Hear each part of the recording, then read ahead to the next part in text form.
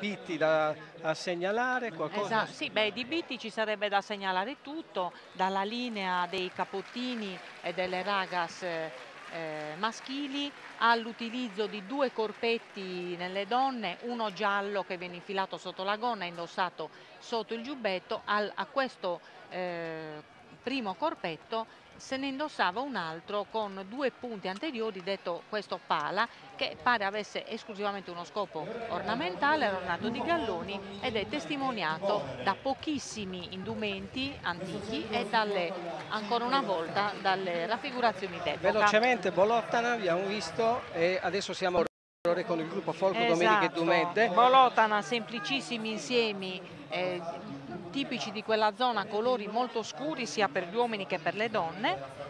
Di Sì. Borore, prima ancora di passare a una descrizione del costume, dobbiamo ricordare un primato, e cioè il fatto che ci sia a Borore, nella chiesa della Vergine Assunta, una delle testimonianze più antiche settecentesche dell'abito tradizionale popolare.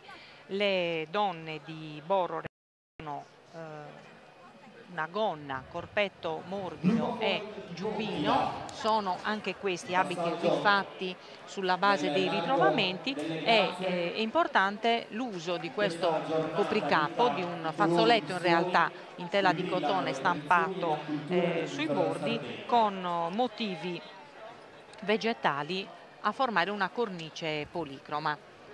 Ecco, il gruppo è intitolato a Domeniche Dumedde, che è stato un grandissimo suonatore di organetto, ha tra l'altro creato alcuni balli nella zona. Il gruppo folk lo ricorda anche nel nome, una formazione nata da diversi anni che già ha a suo attivo tantissime partecipazioni in Italia e all'estero.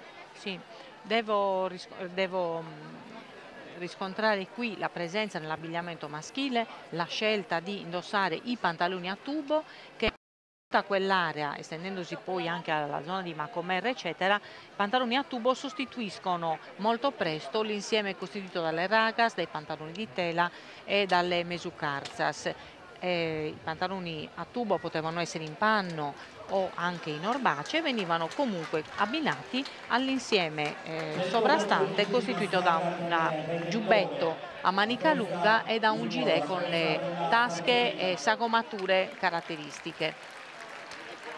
Borore e Bottida, gruppo folk di Bottida, che si esibirà stasera al festival con danza e ballo Currente. All'organetto ci sarà Andrea Muredda, ripeto, alle 21 in piazza Vittorio Emanuele a Nuoro. Purtroppo l'anfiteatro da qualche anno è indisponibile, quindi ci si sposta proprio in pieno centro cittadino, dove tra l'altro la sfilata va quasi a concludersi, perché si tratta della piazza alla cattedrale Santa Maria della Neve, dove tutti i gruppi al termine del loro percorso si fermeranno perché riceveranno la benedizione del vescovo, Monsignor Mosè Marcia.